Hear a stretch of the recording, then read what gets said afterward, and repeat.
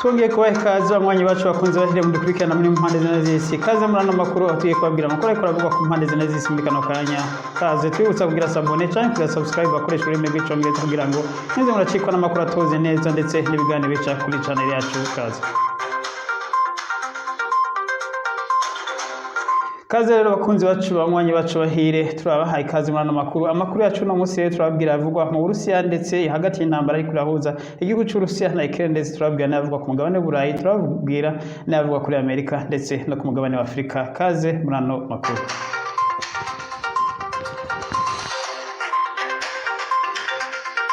Amakuru yacu rero y'uno munsi reka tuyahere muri Afrika. No munsi tuyahera ku mugabane wa Afrika. Amakuru rero tugiye guhera ku mugabane wa Afrika navuga mu gihugu ca Nigeria. Inkuru yabaje cyane gose byabaye ku munsi w'ejo, ku munsi mukuru wa Pentecote, aho abakristo abo mu muryango w'abakristo bari baramutse bahimbaza umunsi mukuru wa Pentecote mu gihugu ca Nigeria. Rero neza ahitwa Ondo State niho tugiye kubashikiriza ivyari bihabaye ndetse bibabaje cyane gose. Inkuru mabaro cyane gose yashikiye kuri Eglise y'abakatolika iyo bita Saint Francis Catholic Church muri aka gace nyene ka Ondo State mu burengerazuba bwa Nigeria, aho rero ku munsi w'ejo bariko barahimbaza ku munsi w'Imana, bariko barahimbaza umunsi mukuru w'iza rya Mutima Mweranda, aho umuntu umwe yinjiye muri iyi Eglise y'abakatolika maze ahita atangura kurasa, yahereye hanze arasa maze hinjira n'inani. Kuko muri kino gitero rero cabaye cakozwe kuri Eglise y'abakatolika abantu 50 bose bahise bapfa muri uwo mwanya nyene, ndetse abandi benshi bakaba barakomeretse. Bikaba byakozwe n'umuntu umwe yari yambaye amasasu menshi cyane gose ndetse afise n'inkoho ya semi automatic machine gun. Inkoho rero irasa amasasu menshi cyarime, ikaba yashoboye kwica abantu 50 bose icyarimwe, kandi umuntu akaba yaragiye atanafashwe. Inyuma yo kwica abantu bose 50 abayoboke b'iri Eglise, iyi Eglise rero yasigaye yuzuye amaso ndetse n'imirambararo, maze umuntu abona kwigira. Abandi rero bari baratabaza, ariko igipolisi cyaje kwashika cyatevye, maze umuntu yamaze kugenda. Abantu 50 bose rero bakaba bace basiga ubuzima. Murumva ko ari ibintu bibabaje cyane gose, abantu bari bagiye guhimbaza Imana maze bakasiga ubuzima muri ubwo buryo butangaje. Abantu 50 bose bahise bapfa mu gitero kimwe kandi cyakozwe n'umuntu umwe. Ibi byabaye ku munsi w'ejo wa Mungu, aho abakristo bariko barahimbaza umunsi w'iza rya Mutima Mweranda. Rero abakristo bari bakoraniye hamwe, maze uwo muntu hinjira inkoho atangura kurasa, aho yarasa uwabonye wese wo mu bwoko bw'abakristo. Maze rero tuvuga tuti Imana ibakire mu bwami bwabo ababuze ubuzima, ndetse turahujeje n'imiryango yabuze. Murumva ko ari babaje ndetse kuri Eglise Katolika muri rusange ku isi yose, ndetse no kuri Eglise Katolika muri Afrika no kuri Eglise Katolika muri Nigeria. Tukaba tubabwiye ati pole, Imana ibahe kwihangana kubyaraye bishikiye bene wanyu musangiye ukwizera. Tubandanye rero n'ayo makuru nyene yahanyene muri Nigeria. Rero igipolisi ndetse na leta ya Nigeria bariyamirije ibi byabaye, aho bavuga ko ibi hari indengakamere, aho umuntu ashobora kwinjira muri Eglise akica abantu abahora gusa kuko bariko barasenga atakindi abahoye. Avuga ati rero byarenze urugero. Twibutse ko nyene muri Nigeria mu kwezi kwahera abamizirima bari bishe umukobwa umukristo, aho yaravuze ko bidakenewe ko baza baracisha ibyo inyigisho zabo z'abamizirima muri groupe y'ishure, maze rero umukobwa nawe arico aturiwe ndetse atiwe n'amabuye ngo kubera yariko ngo yatutse intumwa Muhammad. Rero muri kano gace koko rero kaberemo kino gitore ku munsi w'ejo, ngo ko bakara agace gasanzwe gatekanye ndetse abakristo n'abamizirima bari basanzwe babanye neza. Ariko rero murumva ko ibyashitse biteye ubwoba, aho bivugwa ko abantu 50 ari bapfuye nyene, n'abandi benshi bashobora kubandanya bapfa kuko hari abakomeretse benshi baja mu bitaro bitandukanye vyegereye muri kano karere. Leta rero nk'uko tubivuze ikaba yavyamirije ndetse ikabasabye ko amatohoza yotangura yihuta kugira ngo bamenye icyatumye umuntu ashobora kuza gukora igitero gikomeye muri kano karyo. Nk'uko biboneka ko byategwa abantu b'abakristo, ndetse ubu bikaba abantu benshi bazoca batanguye kuza batinya kugenda mu masengero. Tuve muri Nigeria rero tugende neza neza muri gace ka Donbas region. Aha rero ni mu gihugu ca Ukraine aho intambara hibandanya, intambara yatanguje n'Uburusiya kuco bise special operation. Uburusiya bwatanguje neza neza amezi ane agira kwire. Iyi special operation itanguje ico Uburusiya bwise ngo kwari gukingira igihugu cabo ndetse ngo bakinge y'ubunyabwoko ryari ko yakorerwa abantu basanzwe bavuga ururimi rw'ikirusiya ngo bari bageramiwe ngo bagomba gukorerwa ihonyabwoko nk'uko Uburusiya bwabivuga ngo n'abanazi. Abanazi rero twibutse ko ijambo abanazi ryakoreshejwe mu gihe cy'intambara kabiri aho abasirikare ba Hitler ndetse na Hitler ubwiwe haribo bitwa abanazi. Ibi rero nivyo bagirije President Zelensky ngo n'umunazi ngo yagomba kwica abantu bavuga ururimi rw'ikirusiya baba muri kano gace kose ka Donbas region, maze intambara zo yatanguye. Ibindi Uburusiya bwagiriza President Zelensky ngo nuko yariko arazana amatwara yo mu burengerazuba bw'isi ndetse ngo azana n'ibigwanisho byo mu burengerazuba bw'isi ngo ku butaka bwa Ukraine, ndetse ubutaka bwa Ukraine bukaba bwafatwa nk'ubutaka bw'Urusiya, na cyane cyane ko Urusiya ubutaka bwa Ukraine bwafatwa na cyane cyane ko Ukraine yahoze iri mu Burusiya mu gihe Urusiya bwari bugize ico bita Soviet Union. Rero Uburusiya Ukraine ikaba yari imaze imyaka ishika nka 35 yikukiye ivuye ku gihugu c'Uburusiya, maze rero Uburusiya busigara bwonyene. Uburusiya rero n'ubukaba bwagomba ko igihugu ca Ukraine ari nk'intara yabo ndetse canke nk'itongo yabo. Ubu rero Uburusiya bukaba n'ivyo buriko buragira kugira ngo bufate buno buce nibura buvuga ururimi rw'ikirusiya ngo bugaruke ku gihugu c'Uburusiya.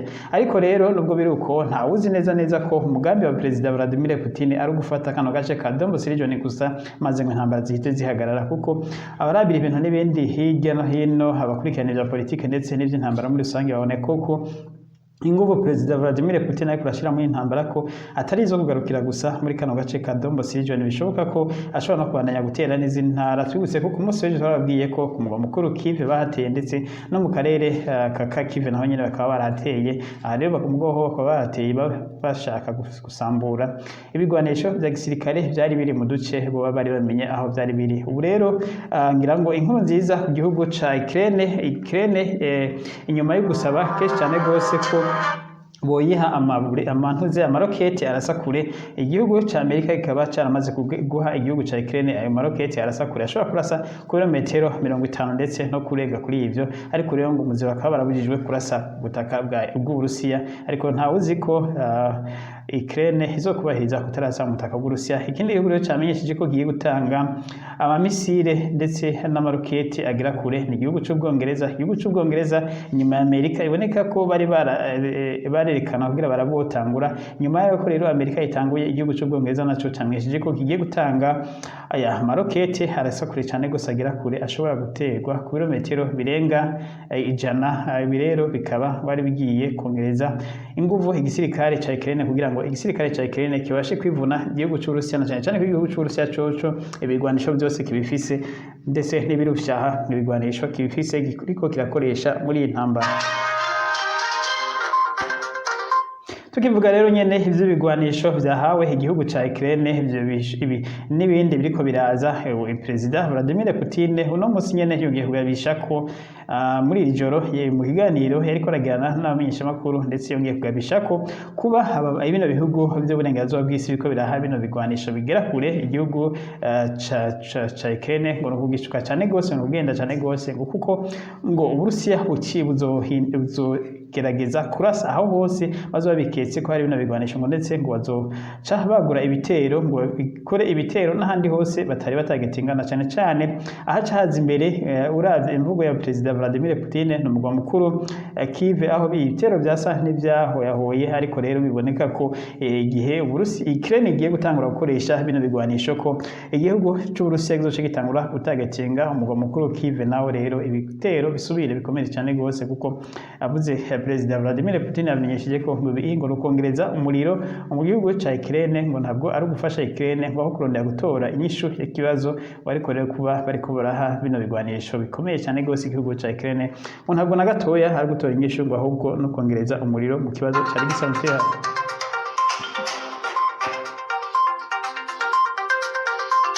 tukivuga rero nyene amakuru rero hajanye n'intambara nubwo ziriko zirabera mu gace ka Severodonetsk niho iri migwano yakomereje kuko no kuva ku munsi w'ejo niho hariko arabera imigwano kano gace rero kakaba kaboneka ko ariko kariko karagwanimwo cyane gose aho Urusiya bushaka gafata maze ariko igisirikare ca Ukraine naco igashaka kugaruza kuko kano gace twarabwiye ko igihe Urusiya bugafata kose uzoca buca umupaka kuko ariko kariko umupaka gatandukanya iyi region ya Donetsk ya Donbas region ndetse gatandukanya n'intara ya Kharkiv. Intara ya Kharkiv nayo ihana urubibe n'Uburusiya ndetse igahana urubibe n'intara ya Kiev umugwa mukuru. Aha rero niho Uburusiya bivuga ko bwa bushaka guca umurongo ntarengwa. Rero kano gace nico gituma gakomeye cyane gose ku gihugu c'Urusiya ndetse no ku gihugu ca Ukraine aho iboneka ko hamwe kano gace Abarusiya bugafata abasirikare ba Ukraine zokongera kubagora kugira ngo basubire kwinjira mu karere ka Donbas region muri rusange nkuko twarabwiye ko igihe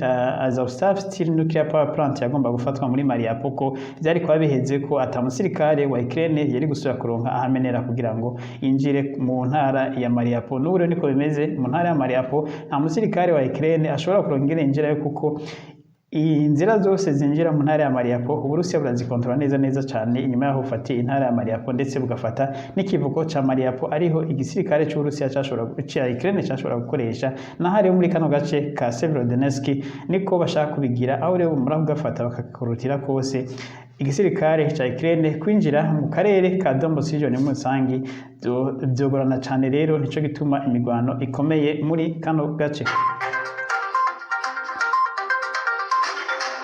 Tuve rero ku ntambara iriko irahuza igihugu c'Uburusiya ndetse n'igihugu ca Ukraine dusimbire mu kwindi migabane turabire hamwe amakuru ariko aravugwa mu Bwongereza hamaze iminsi ariko haraba ibirori bikomeye cyane gose ibirori vya yubile y'imyaka 70 Queen Elizabeth amaze hari ku butegetsi imyaka 70 irahwanye ubwami bw'Ubwongereza butwagwa na Queen Elizabeth. Rero indwi yose kaba yahariwe yubile y'imyaka 70 y'umwamikazi Elizabeth aho ibirori bikomeye cyane gose ndetse bikaba vyakozwe ibirori ngira ngo vyakataraboneka ibirori birimo abantu benshi cyane gose abantu ibihumbi n'ibihumbi byinshi cyane gose buzuye imbere ya Buckingham Paris ndetse n'abaririmbyi benshi cyane gose baratumwe ko abanyamideli abanyatugenegene bavuye isi yose ndetse abamamare byamamare byose byo ku isi biri mu Bwongereza guhimbaza umunsi mukuru w'ejubile y'imyaka 70. Ku munsi w'ejo niho Queen Elizabeth yabonetse hanze mu birori gatoya ariko rero byubise ko kubera imyaka myinshi cyane gose ashaje ari mu myaka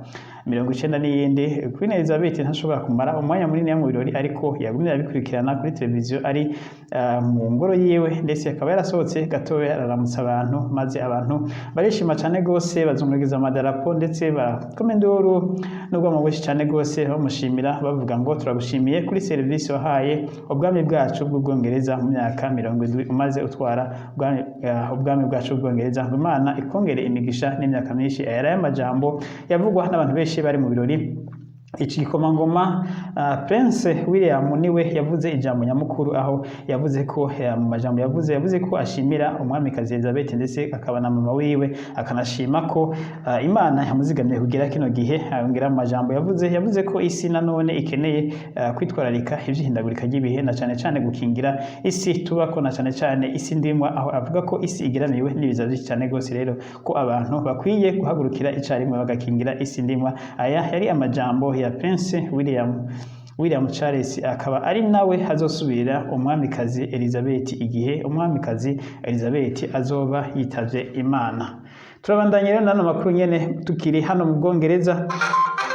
Nyene rero minisitiri wa mbere Johnson Boris arageramiwe cyane gose no gukugwa ku butegetsi umwanya wari wose ndetse ngo amasinyo canke amasinyatire agera ku 55 y'abashinga amateka bashigikiye ko yovanwa ku butegetsi aramaze gusinywa ndetse bikaba byiteze mu murindi ko haboneka abandi benshi cyane gose basinya aho rero ngo inama nshinga amateka ishobora umwanya wari wose gutora itegeko ryo kumukura ku cyizere maze agatakaza ubutegetsi. Bababwiye ko mu makuru yo mu duheze ko ama agency menshi cyane gose ariko aragira amatohoza ku byaha yagirizwa. Rero akaba yarahejeje amadosiye aho byaha yagirizwa basanze yaracikubiri n'amategeko agenga ubwami bw'Ubwongereza. Rero ibi bikaba bituma ashobora gutakaza Premier Ministre Boris Johnson ubutegetsi bwiwe bidatevye, ndetse bamwe bakamusaba ko ivyo byiza ari uko yotanga imihoho canke adatanze imihoho naho waniriye rero inama nshingamateka imukure ku butegetsi.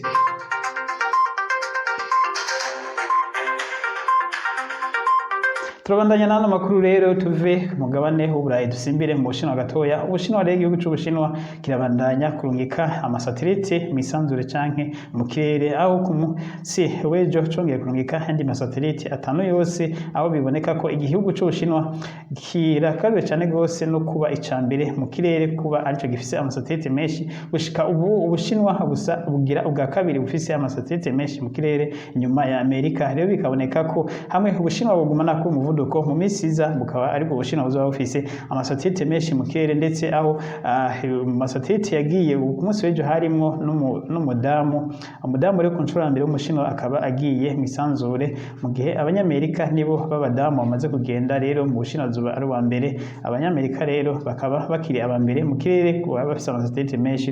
Ubushinwa rero bukaza kabiri, mu gihe Uburusiya buza ubugira gatatu, ariko Ubushinwa bikaboneka ko burafise n'andi masite menshi n'amasatelite biriko burubaka buzorungika muri umwaka ndetse no mwaka uza. Bikaba biboneka ko Ubushinwa hamwe bwoheza ya mapro yose biriko burakora buzabaye ubwa mbere mu kirere, aribwo bugenzura igice kininiya c'ikirere.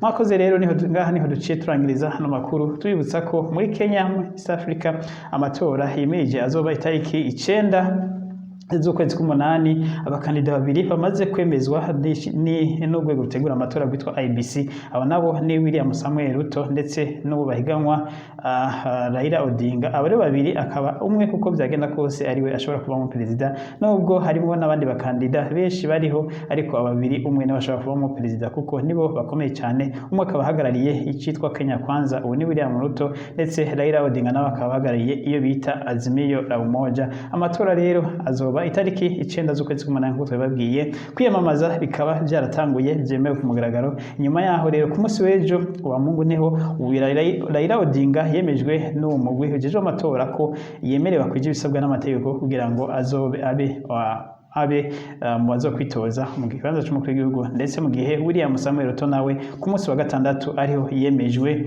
no mu gunyene IBC ko akwije ibisabwa n'amategeko kugira ngo yitoze. Abo rero urugamba rukaba rukomeye cyane gose muri Kenya, barondera amajwi kugira ngo umwe wese arabe ko yogira ayo cako uyundi kugira ngo abe ari batsinda asubirire Uhuru Kenyatta asanzwe azoarangije manda yiwe y'imyaka 10 atwara igihugu ca Kenya. Mwakoze rero mwese abadukurikiranye, turasezeye tubibuza kugira sabone cyangwa kugira subscribe, ndetse no kugira like na comment no gusharinga amakuru yacu kugira ngo n'abandi baronke. Mwakoze rero, Imana ishikara kubazigama, komeze kubana natwe ku makuru atohoje neza n'ibiganiro byiza mugiye kuzabira cyakuri channel yacu.